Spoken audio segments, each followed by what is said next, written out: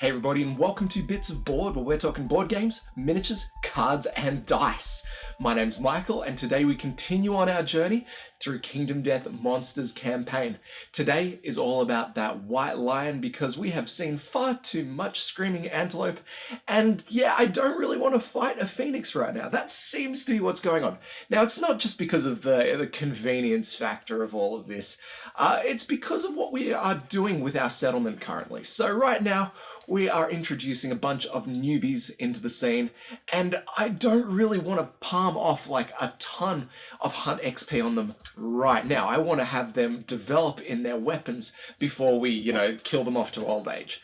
It might also be that we have a couple of missing items that are available at the Caterium, and we don't have the required White Lion resources to get them. And that just hurts my soul because I like to collect all the things. Anyway, that's enough of me talking about what we're going to do. Let's go ahead and do it. Dive right in. All right, first survivor out, we have Freya, who is currently working on her sword specialization. She is, 5 points in out of a total of 8, meaning she's one of the closest survivors we have gaining their weapon mastery. Now, of course, she's got the scrap sword, which has deadly, thanks to the red affinities on the board here and a blue affinity there. Besides that, there is not much else going on. She, of course, carries her beloved rock in her gear grid, which means we've got to keep one spot in her gear grid open. Now, she has the extra sense fighting art, which means she may dodge an additional time per round. She has crazed. On a perfect hit, gain +1 insanity. And she has tumble, which gives her a 50-50 chance of dodging any collision that may occur.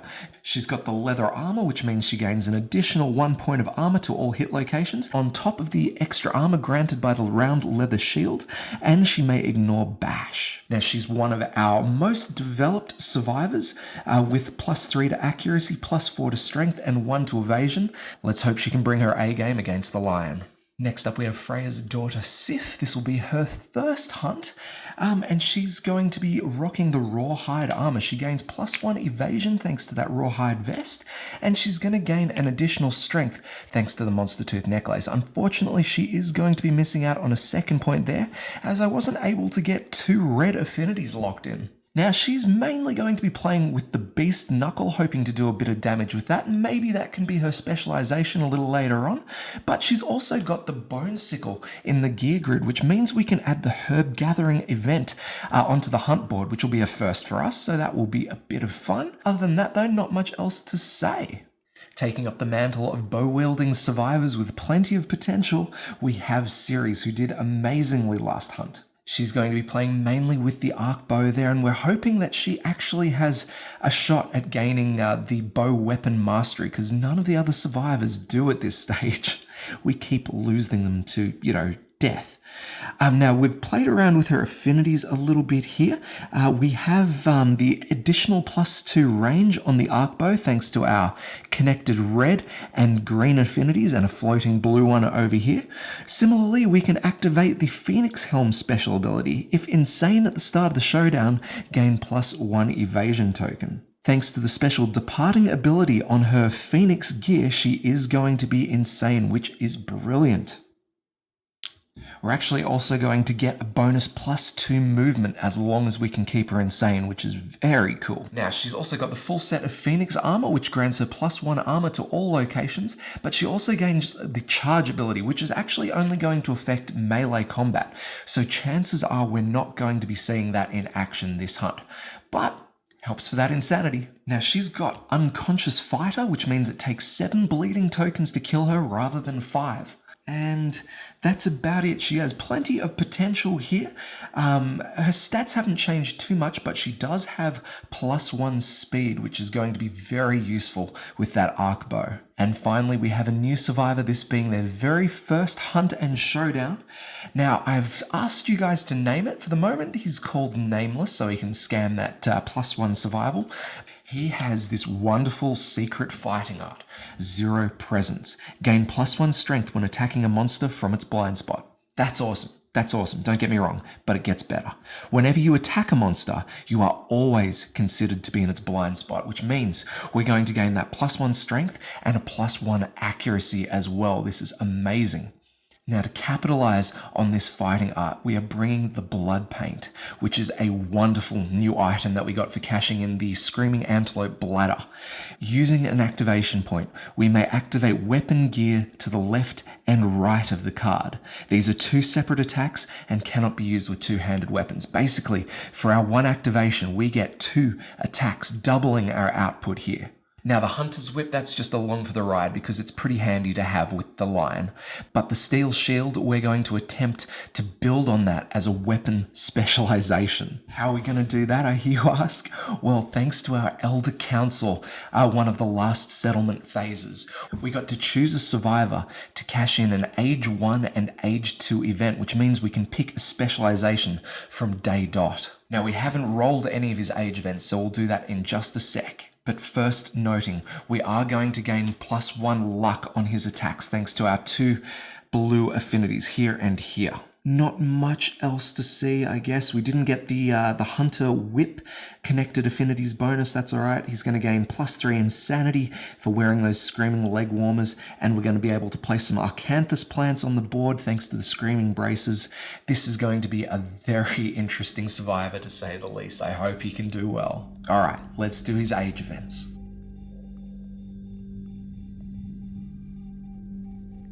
All right, let's begin with the first age event here. This is weapon proficiency and the one that allows him to specialize or attempt to specialize so early.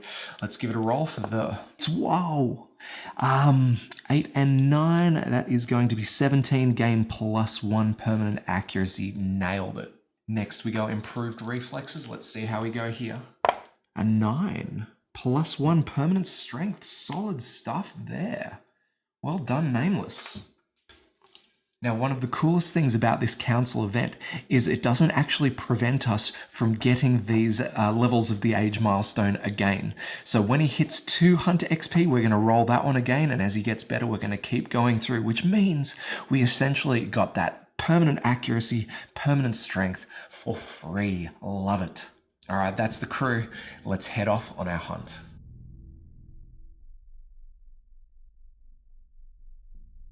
Alrighty, here is our crew ready to head out on the hunt. Now, thanks to Sif's bone sickle here, we get to add the herb gathering event on top of any hunt event card. And I'm thinking, may as well throw it right there on top of the first one so we can get into that straight away. Sif leads the charge and we begin our herb gathering event. All right, here we have Herb Gathering. To make a gathering roll, a survivor nominates any number of D10 and rolls them. If 2 or more die results are the same, your score is 0.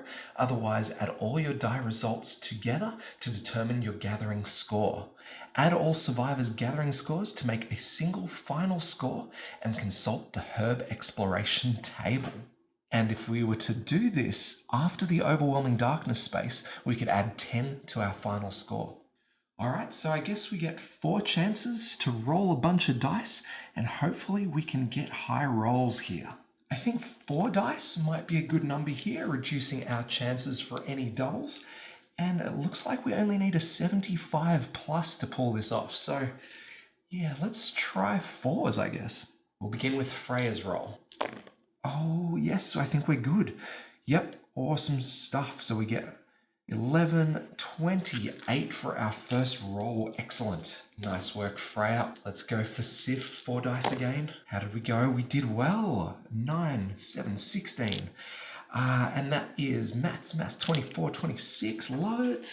Let's go for series. We might drop it back to 3 dice here. 1, 7, and 2. Not bad. Going for 10. All right, last survivor, Nameless. 3 dice. I think we need like 11 here.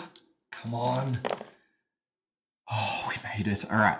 So 9, 7, 16, 20, 84. We absolutely smash it. Let's go have a look at our result here.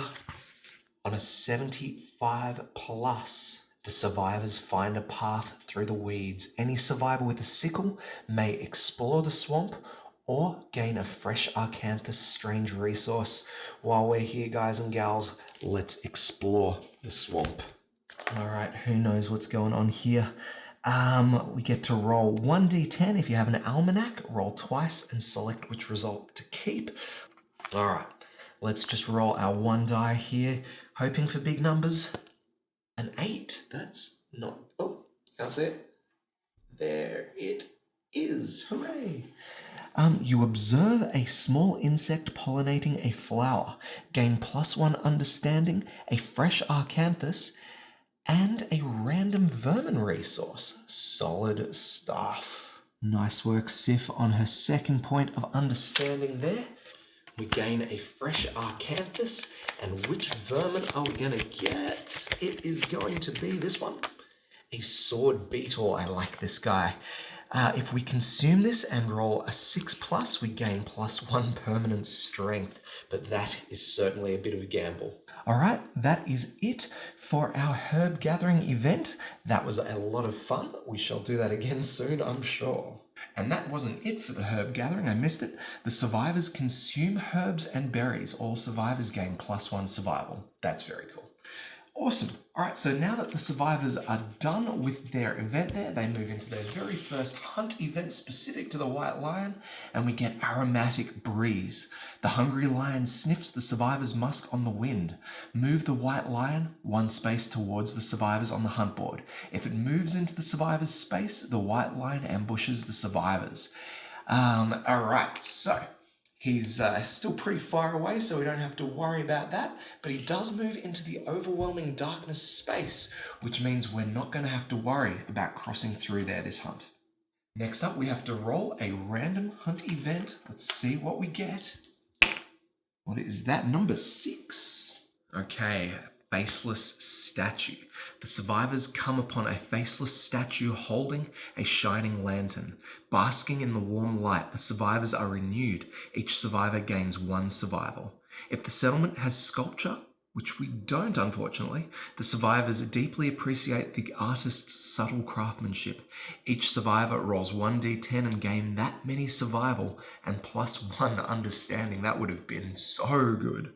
The survivors may rest here longer, and if they do, I'm gonna have to move that up.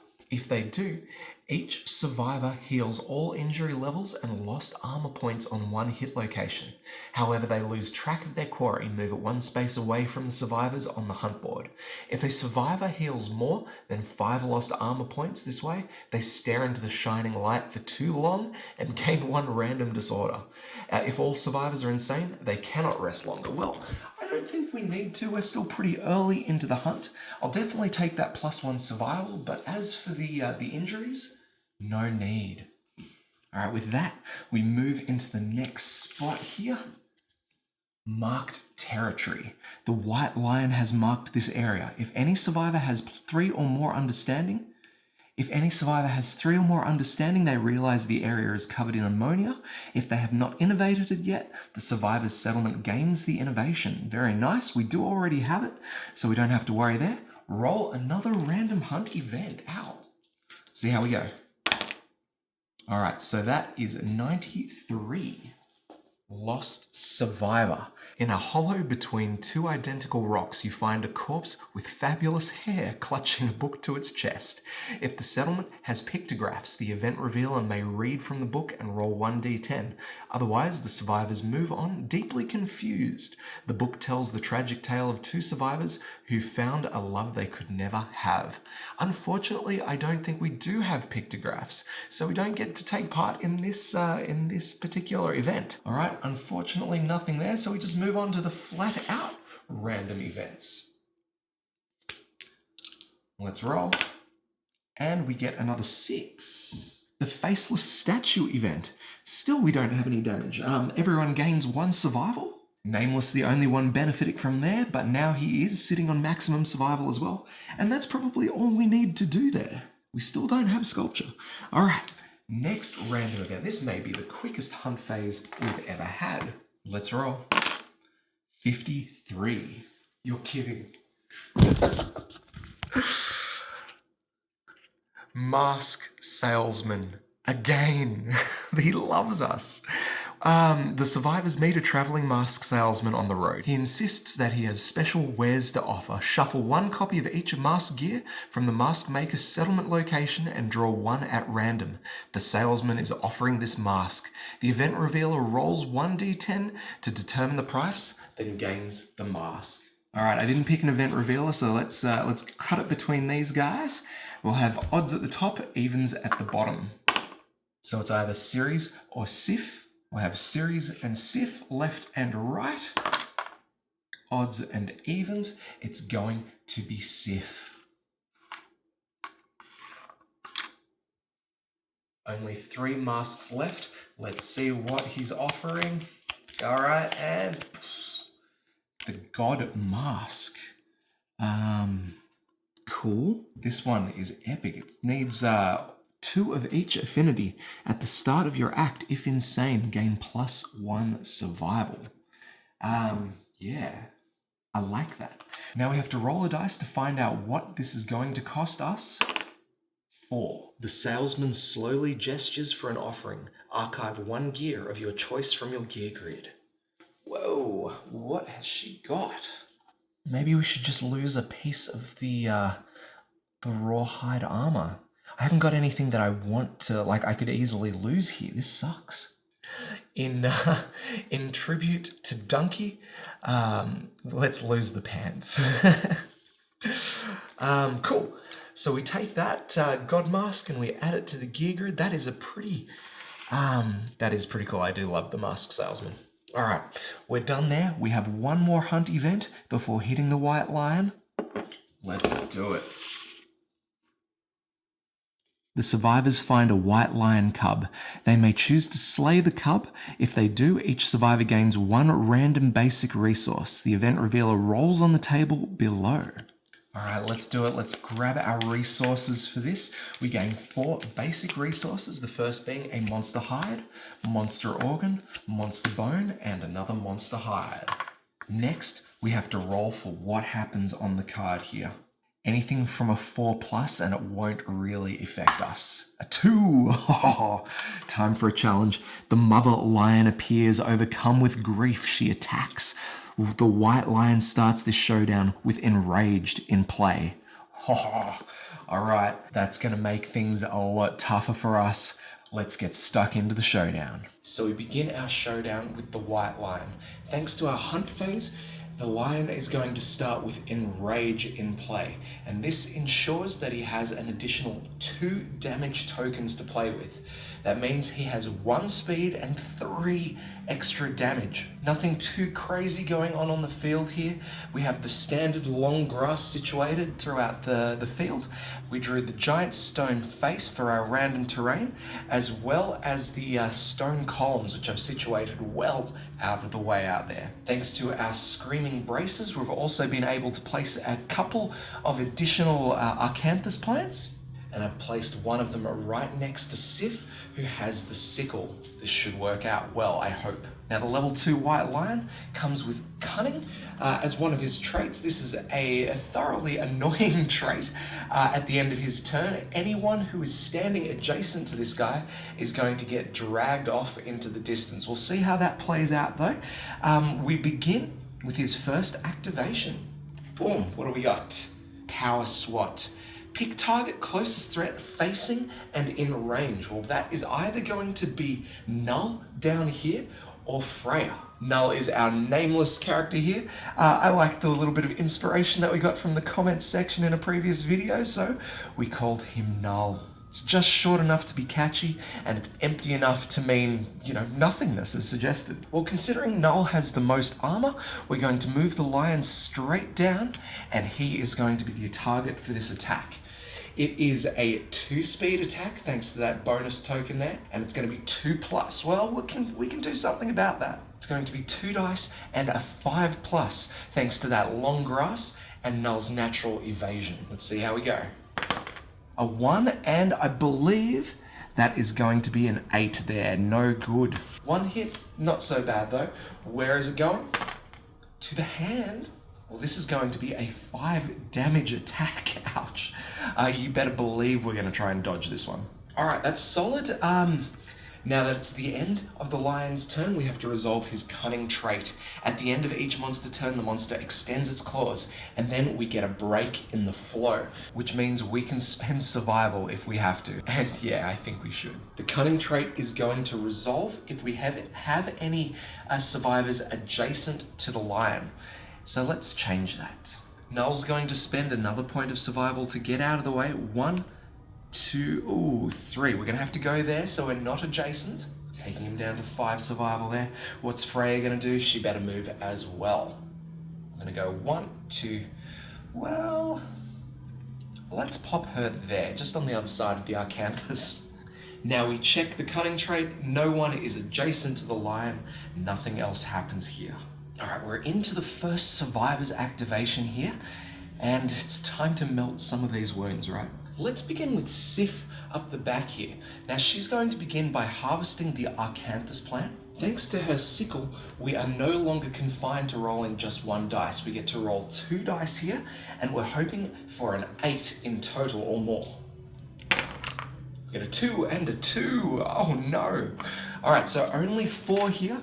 We find nothing and archive the terrain. All right, next we'll just move her down just so she's still out of targeting range. Just so she's still out of the way from any targeting. We're gonna wait until the lion is in a better position to be attacked here. Next up, we're gonna take a shot with Ceres here. I hope she's in range. 1, 2, 3, 4, 5, 6, 7, 8. We can certainly make this thanks to the +2 range from standing on top of the giant stone face. We also get a bonus 2 to accuracy here. So loading up the clawhead arrow, we're going to be hitting 4+. 7, we do make it, which is brilliant for us because we get to lay down one of those -1 evasion tokens. There that is. And then we get a shot at wounding this creature. Let's draw our hit location. Where do we get?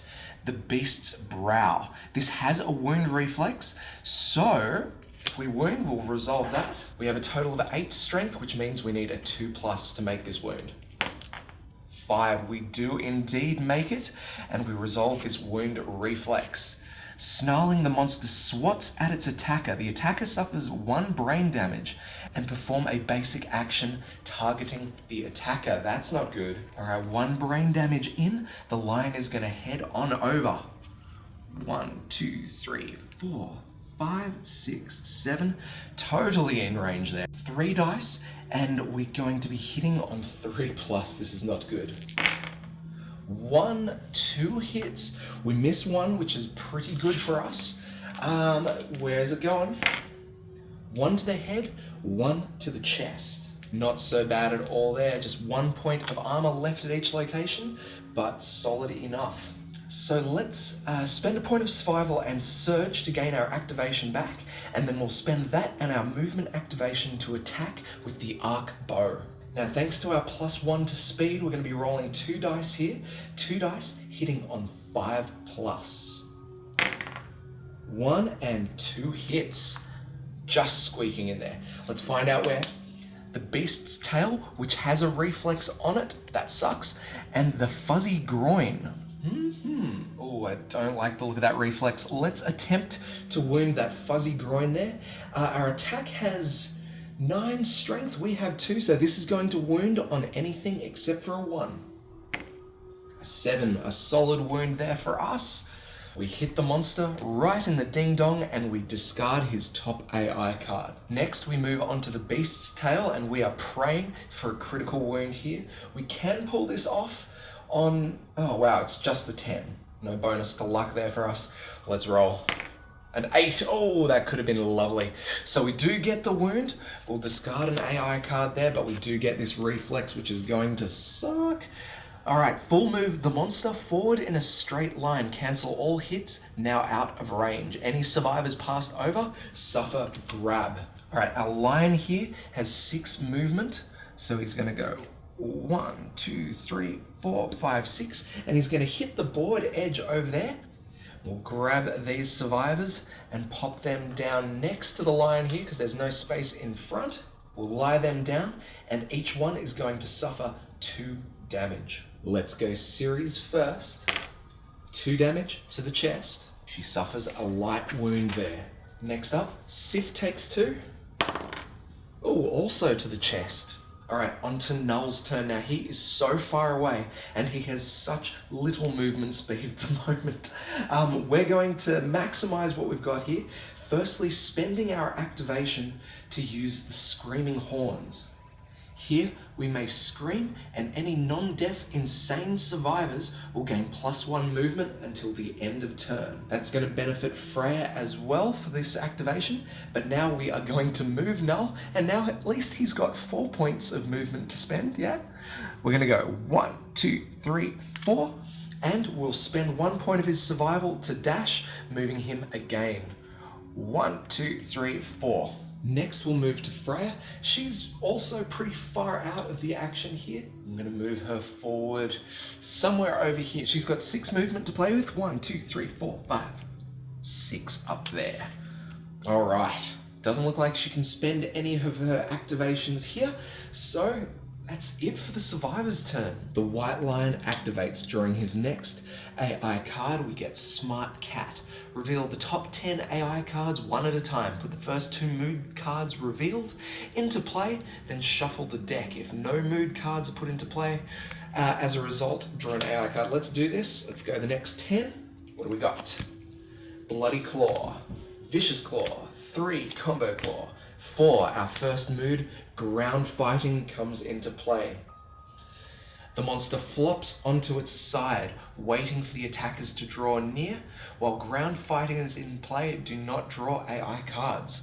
When a survivor spends activation in the zone of death before resolving the action, the monster performs a basic action with +2 speed and +1 damage. Whoa!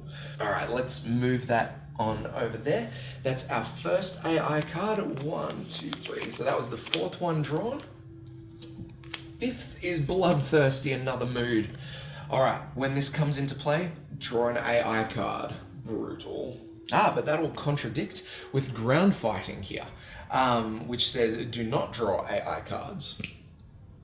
So that doesn't get drawn.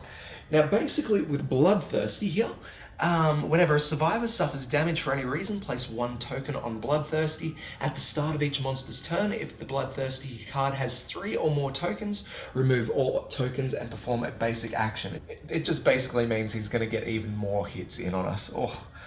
Alright, we're going to take all of these, chuck them back into the AI deck and shuffle up, and we archive Smart Cat. Alright, so it's the end of the White Lion's activation and we resolve his Cunning trait. At the end of each monster's turn, the monster extends its claws. Bang. We get a point. Okay, we can use our survival here. Fantastic. First off, Null is going to encourage and we'll have Ceres stand up. Freya will also spend a point of survival to have Sif stand up. Next, both of these guys are going to activate their dash ability, spending a survival each to get the hell out of there. Sif, 1, 2, 3, 4, 5, that will do. And Ceres, 1, 2, 3, 4, that will do there. Alright, we check that Cunning trait card, and no one is adjacent, so we do not resolve the rest of that card. Fantastic. Alright, with Ground Fighting in play, we can afford to take some time to get our survivors into position here.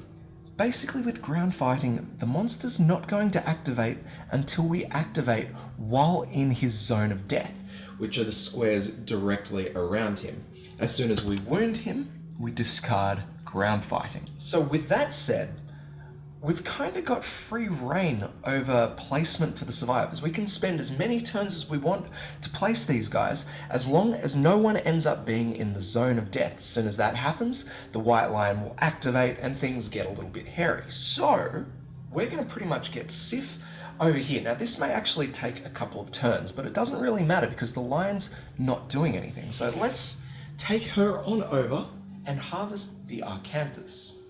Again, 2 dice are used, and we get 16, which is well beyond what we need to get our fresh Arcanthus here. Nice work, us. And then over the courses of the turns, we're going to bring her back around here. All right, so let's figure out the rest of our positioning before we come in for a proper attack. I do love these moments of planning. We definitely want Ceres to be back on top of the giant stone face. And we also want Null in as close as possible as well. So this is going to be, let's say, our final position before we actually make a move here. Let's begin by activating Ceres with the bow. Let's get in there with the hollow point arrow. This is going to hit on a 5 or a 3+. Nice. A 5, we do make the hit, which gives our monster a -1 movement token here. And with a total of 13 strength, we're going to be wounding this hit location on anything except for a 1. We have the beast's knee. You hit the white lion's sturdy kneecap, I hope. We certainly do. Do we have any luck? We do not. No. All right, that's okay. We'll take the wound, getting rid of another AI card, and then bang. We resolve the final mark on ground fighting. When the white lion is wounded, discard ground fighting. So we pop that into the discard pile of the AI deck. Let's surge with Ceres. 2 dice, hitting on 3+ with that arc bow. Oh yeah, 2 hits. What do we get? Oh no! Clever ploy, a trap card. The attacker is caught in the white lion's ruse and is savagely mauled. The attacker is doomed, and we perform a basic action targeting the attacker. Whoa! All right, I don't like this basic action, guys, because that means these guys are going to be in the way. Now, the lion has 5 movement points. That's certainly going to be enough to get him there. So let's go. 1, 2, far out. 3, 4, and he's going to land on top of our 2 survivors here. So let's get these guys out of the way. And they are going to suffer knockback of 5. Bang. 1, 2, 3, 4, 5. Knocked it down 2. All right, Null receives 2 damage to the head. And that's Freya over there. 2 damage to the head as well. It's moments like these, I'm really happy we're not fighting a level 3 white lion. Okay, let's get this attack going. 3 speed, 3+. We got, 3 hits here, a 4, a 6, and a 10. Oh, where's this damage going? 3 to the arms, man. I don't like this at all. All right, the first 4 damage reduces her armor down to 1. And the next hit takes us to a light and heavy wound, knocking her down and also giving us a severe injury roll at the arms location. All right, this is going to be the first of 2 rolls here. Let's see how we go. An 8 is solid. A spiral fracture. Your arms twist unnaturally. Gain -2 strength tokens. Skip the next hunt and gain 1 bleeding token. That's 1 down. 1 more roll to go here. A 7, that could be okay. I am greatly mistaken. The broken arm, an ear-shattering crunch, suffer -1 permanent accuracy and -1 permanent strength. This injury is permanent and can be recorded twice. Gain 1 bleeding token. All right, let's activate Sif now that that's over and done with. Oh, actually, let's shuffle those hit locations first. All right, let's go with Sif here. She is going to, we'll use one of her survival to encourage, and we'll get Null on his feet there. All right, so Sif's gonna move up behind the lion. Let's go right here. And she's gonna attack with the Beast Knuckle. 2 dice, this is gonna be 4+. 2 hits, very good. Let's find out where. First one is that fuzzy groin. Oh man, I hope I shuffled this well. And then the fleshy gut. So let's go that fuzzy groin first. There's no reflexes on that one. What do we need? 3+. All right, this is good. And we just squeak in there. The fuzzy groin gets hit again. We discard another AI card. Next one, we have the fleshy gut. Now this has a failure on it, so we kind of want to make sure we roll this 3+. Oh, yes we do, and just squeaking in again. We don't have to resolve the failure, and we do get another wound. Lovely. All right, let's take Null in for a hit here. We'll start by spending 1 point of his survival to get Freya back on her feet.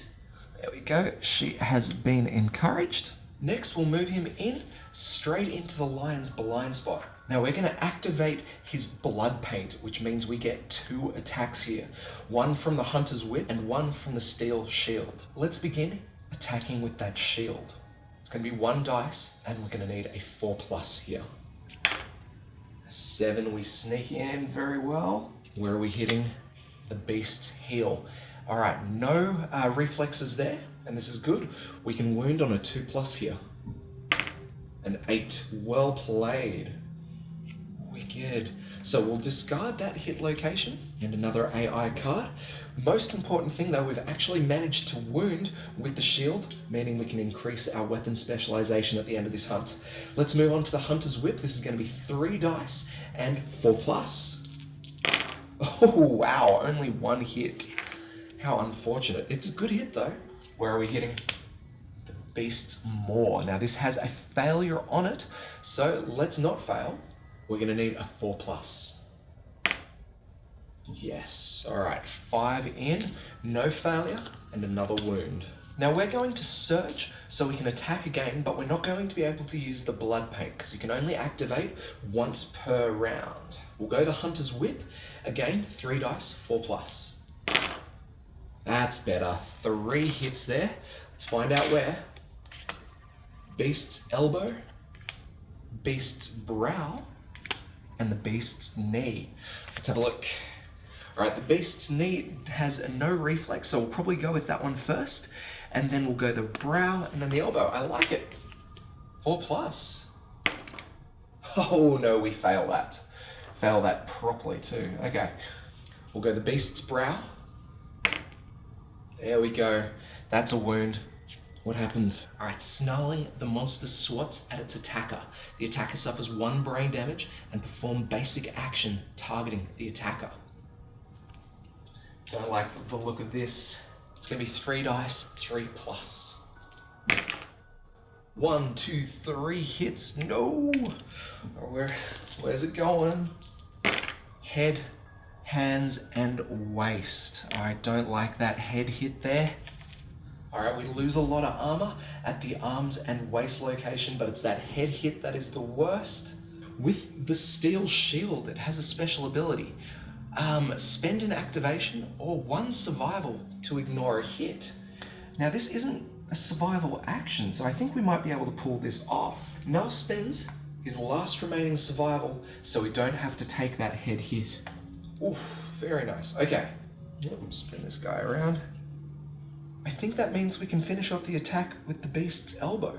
Again, we're going to need a 3+. I forgot that he gains a bonus strength when he's attacking from the blind spot, and pretty much wherever he's attacking is the blind spot, thanks to that 0 presence fighting art. So 3+ here.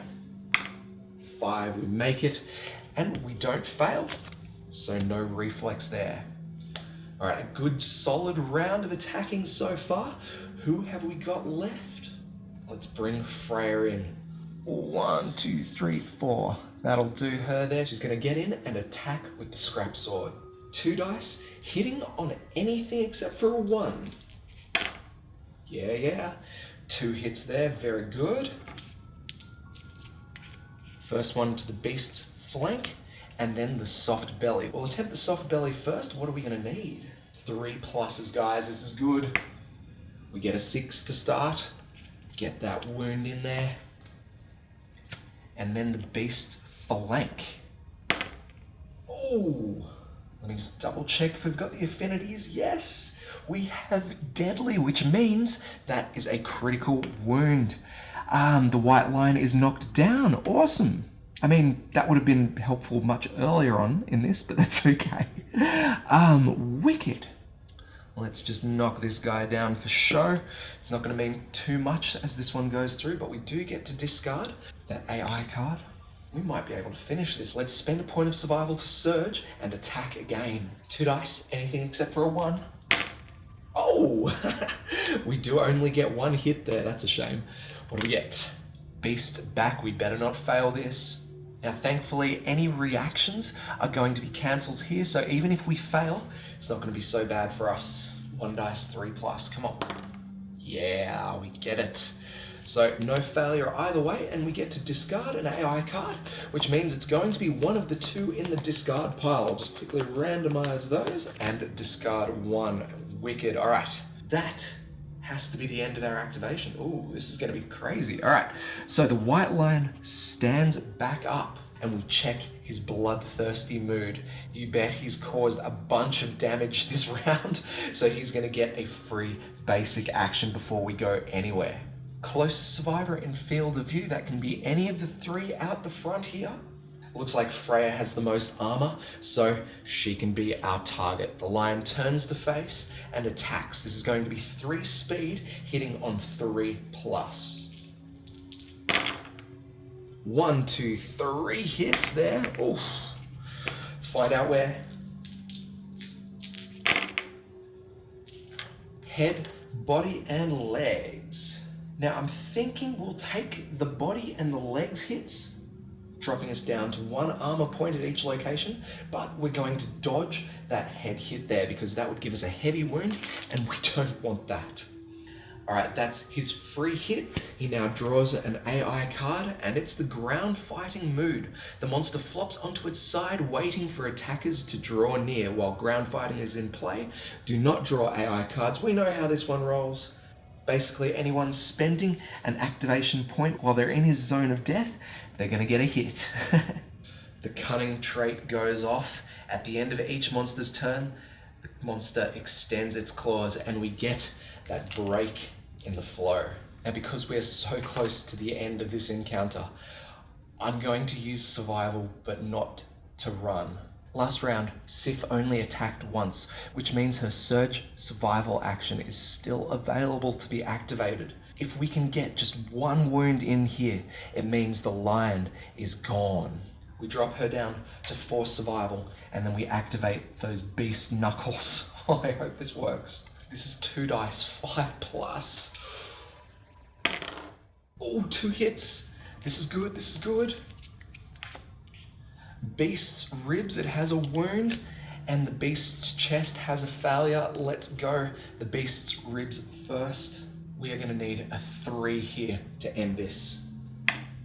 A 9, we absolutely do make it. If we wound, if the attacker has 3 or more understanding, the sound of cracking ribs is encouraging, and the attacker gains 1 survival. Unfortunately, we don't, so we discard that hit location, but that is it, guys. The lion is down and out. We've interrupted the flow of his attack with an attack of our own, and just in time too. I've really missed fighting the white lion. He's actually a lot of fun. Absolutely vicious monster though, far out. Alright, so for taking the beast down, we of course gain a bunch of resources and all that sort of stuff, so let's move into the aftermath. For taking down a level 2 white lion, each survivor gains 200 XP, which means both Sif and Null, they gain their first age story events. Null for the 2nd time. Let's do that.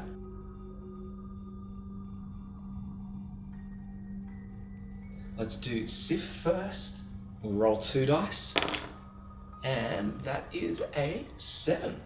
She gains 1 random fighting art for that. Find out what she gets, and bang! Ambidextrous. This could be good. All melee weapons in your gear grid gain paired. Ambidextrous cannot be used if there are any shields, 2-handed, or heavy gear in your gear grid. Lovely. Next up, we'll roll for Null.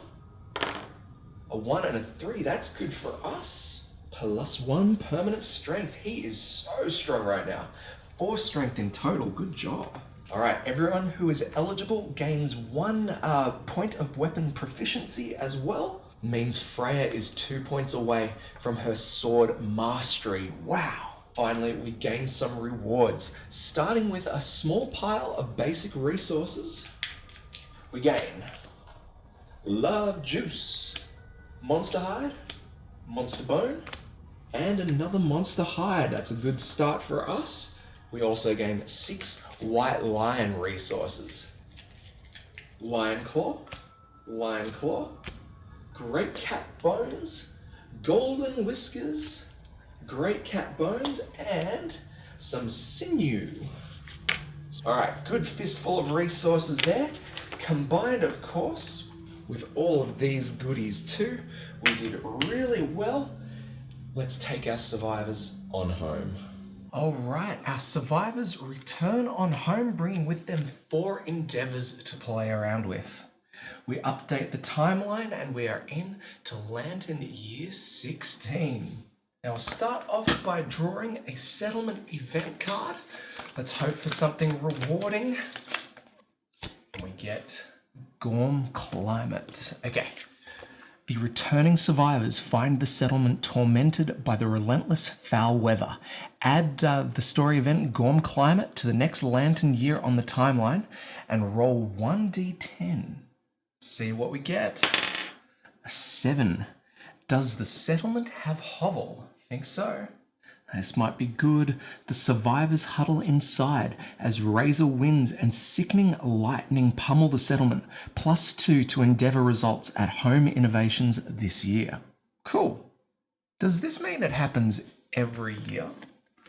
Is there anything that gets us out of this loop? Wow, that could be pretty crazy. We'll see that again next year. Okay, so that's mostly all the story event stuff out of the way. But it's not the end. We have our next nemesis encounter with the Butcher. Oh, kind of looking forward to it, kind of not. This is going to be amazing. All right, so we updated the timeline, no new deaths, and we move into the development stage. So what are we going to do with our 4 endeavors? All right, I'll get back to you in just a sec. All right, we're on for another massive development phase here, but we're going to start off by cashing in an organ, a hide, a bone, and one of our endeavors so that we can innovate. As usual, we're going to draw 4 cards here and pick the one that we want to keep. We've got cooking, nightmare training, bloodletting, and records. You may spend an endeavor to either gain the Scholar of Death's secret fighting art or to laboriously create a volume about a monster you have defeated during your lifetime. Add monster name Volume X, where X is the level of the defeated monster, to the settlement record sheet. The work is exhausting. You retire. There can be up to 3 volumes for each monster. That is a very interesting one. Bloodletting we have, where we can breathe a vein, spend 1 resource, and roll 1d10. Gain 1 understanding, gain insanity, or cure a disorder. That could be cool. We have nightmare training, in which we can spend some survival to potentially gain some boosts around here. That's pretty cool. Or cooking, which boosts our survival limit, which gives us access to the cooking story event. Now, it doesn't look like any of these will actually add any additional innovations into the innovation deck. So these are top tier right here. Look, I really don't know here. We may as well grab records. I'm not sure. Let's lock that one in and hope I didn't make a bad decision there. Let me know if I did. But I'm pretty interested to see what that secret fighting art is all about. All right, let's get to spending some of our resources. At the stone circle, we're going to cash in a monster bone and our just gained golden whiskers to build the boss Mendy.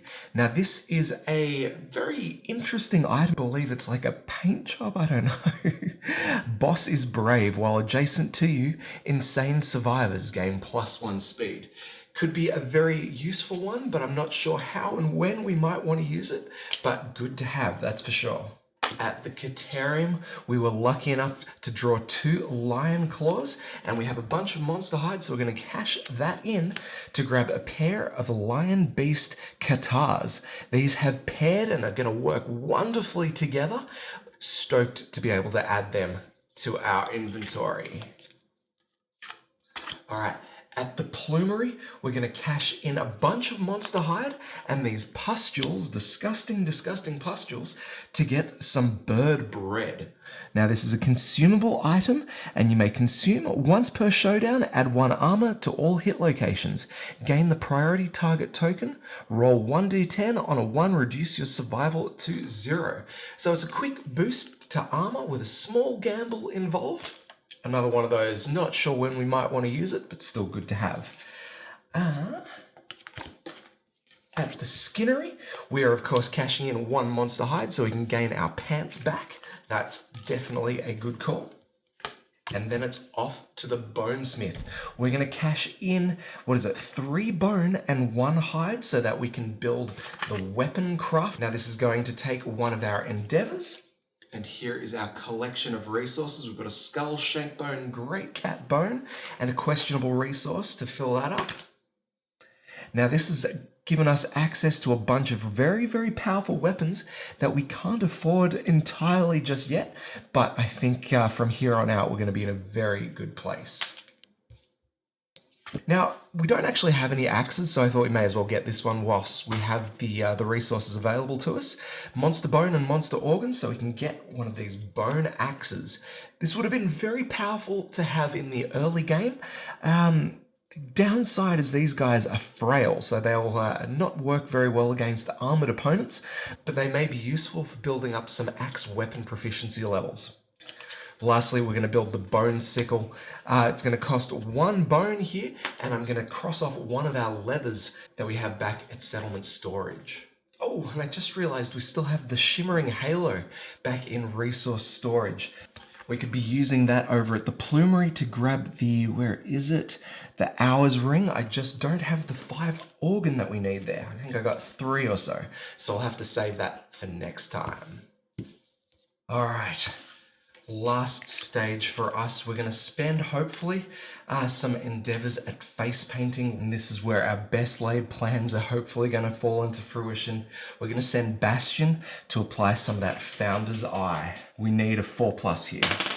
A 6, all right. So we're going to gain 1 to his intimacy rolls, and we spend our final endeavor hoping for just 1 more. Just making it in there. So we get to add +2 to intimacy rolls. Let's cash in that love juice. Let's create a dynasty, guys. It's going to be Bastion and Eva. I know it's not smart, but it's awesome for story purposes. Let's go.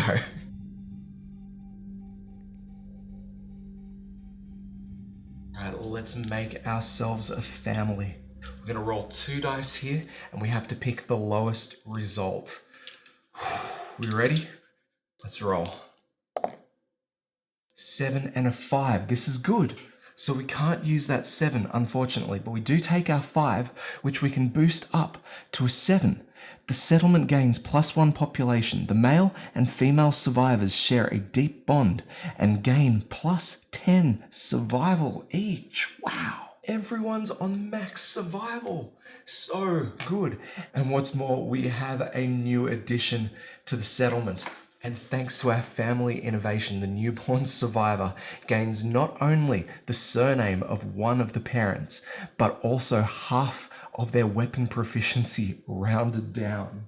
Bastion passes on to his child 3 points of Twilight Sword proficiency, which is absolutely integral to this weapon being utilized throughout the game. Absolutely fantastic. We'll work on giving a gender and a name next time. But yeah, wow, just sneaking in there. All right, with that intimacy phase done, we exit the development stage and move into the prepared departing survivors stage. We're off to take on the Butcher level 2. Who are we going to take? I don't know yet, but this is going to be one hell of a fight. Till next episode, guys. In Kingdom Death, the best laid plans can fall to pieces at a moment's notice. Imagine what can happen to rubbish plans. So let's just quickly talk about that ground fighting stint. And I was all like, yeah, let's go off and do stuff. That's great. I love ground fighting. It gives you an opportunity to grab all the stuff that might not be available due to the difficulty of the encounter. I'm not saying a white lion is uberly difficult, but you're definitely going to prioritize wounding that thing rather than heading off to pick up some arcanthus, right? That's probably fair. So that part I'm okay with. But it was my repositioning of all of the survivors that I feel was terrible. Okay. Yes, it was great. Get the archer on the giant stone face, but don't stand your melee guys in front of her, especially if you're going to be attacking. I should have known that the white lion was going to be like, nah, I'm going to react to that and smack you around a little bit. Oh yeah, and I'm also going to sit on your survivors because screw them. Of course, hindsight is 2020 after the showdown, but I do encourage you, if you do get that opportunity, make sure you spread your survivors out to minimize any of those sorts of effects. It was just poor playing on my behalf. Aside from that though, the showdown was pretty spot on. We did everything that we set out to do. Our survivors hit with the weapons that we wanted to hit with. Null far out, hitting with his shield. This is the dawning of a wonderful progression for him. The shield specialization is absolutely fantastic, and if we can get it all the way up to mastery, that effect is going to spill out onto all of our survivors. I absolutely adore it, and I really hope we can make it. Speaking of null, thank you very much for the naming input there. Really inspired me to come up with something a little bit nothingness, a little bit nerdy as well, but far out. Like Zero and Neg, they are going to be the names of offspring for sure, and it's even opened up the opportunity for a void somewhere in there in the family. Who knows? Of course, continuing in the spirit of the last settlement phase, it was all about spending those resources. We really stocked up on some goodies, and yes, we now have that mining ability so we can start getting the iron, which we are going to need desperately for some armor in the future, amongst other things. This thing is going to be so handy to us, and we'll probably need to grab a couple more as the game progresses. Onward to Lantern Year 16, right? This next encounter is going to be massive. A level 2 butcher. Whew. We are going to need to bring the big guns with us, and I can think of no better survivor than Bastion. He's started his family, he started teaching those Twilight Sword moves, and chances are he's not going to be with us for very much longer. At the end of the next Lantern Year, we're going to have a Hooded Knight event, which is probably going to give him his final point of weapon proficiency, which is going to mean bye-bye. Hello, Fenton. Sorry, guys. Hang on. Fenton is playing. Hello. You can stay here for this. Ah! All right, so Bastion is going to be... All right, boy, you can get down. It basically means Bastion's time in the settlement has come to an end, right? So we may as well give him one final hurrah. Other than that, though, guys, we are about done. So I want to thank you very much for watching all the way up to this point. Please do me a favor, do all those wonderful YouTube things, like, comment, subscribe, comment. Make sure you tell me my strategic mishaps here. I absolutely love hearing from you, and I love what you guys are suggesting. So just keep it up. This is an amazing little community here. That being said, though, guys, we are done. So as always, my name's Michael. This is Bits Aboard. We'll catch you next time. Good boy.